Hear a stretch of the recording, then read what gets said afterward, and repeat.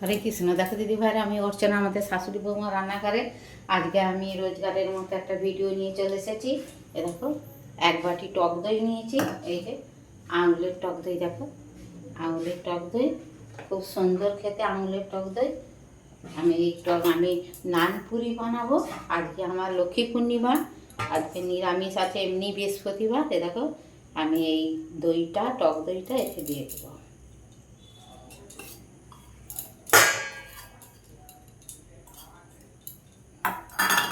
ভিডিওটা প্রথম থেকে শেষ পর্যন্ত দেখার অনুরোধ রইল। যদি আমার ভিডিওটা ভালো লাগে কমেন্টে লিখবে আমার নানপুরিটা কেমন হয়েছে। তাহলে কমেন্টে লিখলে আমাদের ধন্যবাদ জানাতে সুবিধা হবে। কে কোথা দিয়ে ভিডিওটা দেখছো আমার কমেন্টে লিখবে, তাহলে ধন্যবাদ জানাবো যে তোমরা আমাদের ভিডিওটা দেখছো। আমাদের লাইক কমেন্ট শেয়ার করবে, আমাদের চ্যানেলটা সাবস্ক্রাইব করে নেবে। তোমরা ফেসবুক থেকে দেখলে আমাদের চ্যানেলটা ফলো করবে, সকলের সঙ্গে শেয়ার করবে, একটা লাইক দেবে।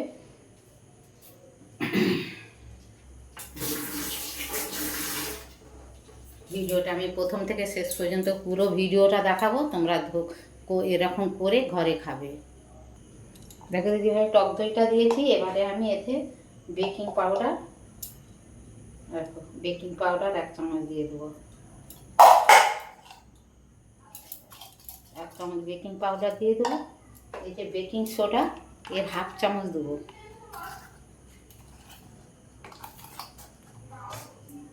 দেখো বেকিং সোডা 1/2 চামচ উঠে নে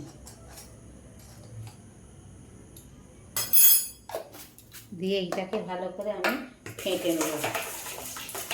দেখো যত ফাটবো আমি তত এটা ফেনার মতো বেরিয়ে, এটা ফেটে তোমাদেরকে দেখাবো।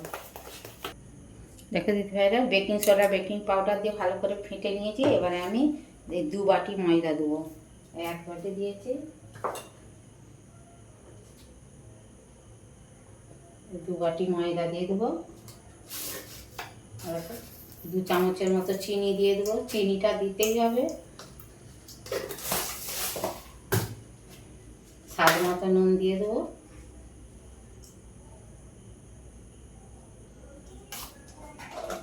যেহেতু টক দই আছে, এটা দিতেই হবে।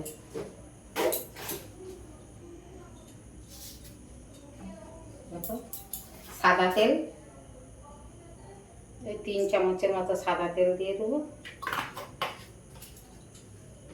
দিয়ে এইটা ভালো করে মাখিয়ে তোমাদেরকে আমি আবার দেখাবো। দেখো দিদি ভাইরা, নানপুরির ডোটা আমার মাখানো হয়ে গেছে। আমি 10 মিনিট ধরে ঠেসেছি। আমি দইয়ের বাটিতে অল্প করে জল নিয়ে দিয়েছি। নানপুরির এসে ডোটা একটু নরম করে মাখাতে হয়।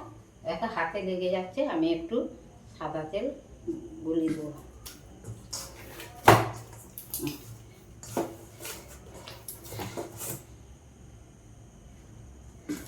দিয়ে আমি 1-1.5 ঘন্টা এটা চাপা দিয়ে রেখে দেবো।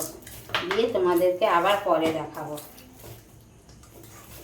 আর হাতে লাগে না, হাতে এতে গামলা তো লাগে না, একটু নরম করে একে মাখাতে হয়, তবে নরম তুলতুলে হবে। ভিডিওটা প্রথম থেকে শেষ পর্যন্ত দেখার অনুরোধ রইল। এইভাবে করে খাবে, সকলের সঙ্গে শেয়ার করবে।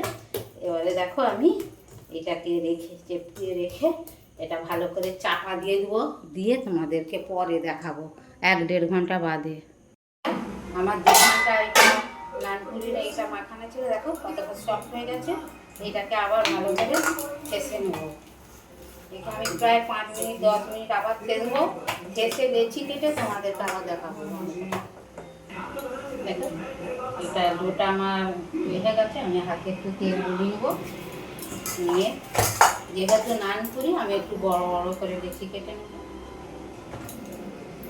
রুটি বড়টা খায়, তাই একটু বড়, যেহেতু মোটা মোটা খাবো। দেখো দিদি ভাইরা, আমি বেলুনে তেল মাখিয়ে নিয়েছি, কড়াইটায় তেল মাখিয়ে নিয়েছি। এবার আমি আলতোভাবে একটু মোটা করে বেলে নেবো। আমি এখানে তেল বসিয়ে দিয়েছি, তেলটা গরম হয়ে গেছে। মোটাও করিনি, খুব পাতলাও করিনি। এই যে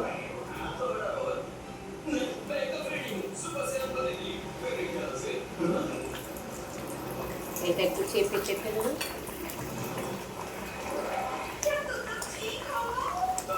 আমাদের ওবেলা পকোড়া ভাজা হয়েছিল, এতে তেল ছিল, নাহলে এর চেয়ে বড়ো কড়াও আছে, বসিয়ে দিলেই হতো।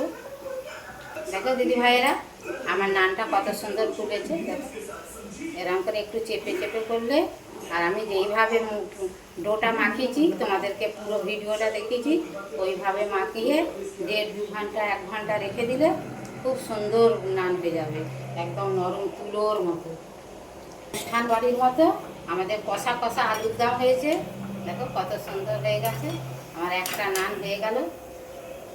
এইরকম করে সবগুলো ভেজে তোমাদেরকে দেখাবো। দেখো দিদি ভাইয়েরা 2খানা ভেজে তোমাদেরকে দেখিয়ে দিলুম, দেখো কত সুন্দর পুরো ফুটবলের মতো ফুলেছে। এরকম করে সবগুলো ভেজে তোমাদেরকে দেখাবো। আর আমাদের কষা কষা আলুর দম হয়েছে, ওইটা তোমাদেরকে দেখানো হয়নি।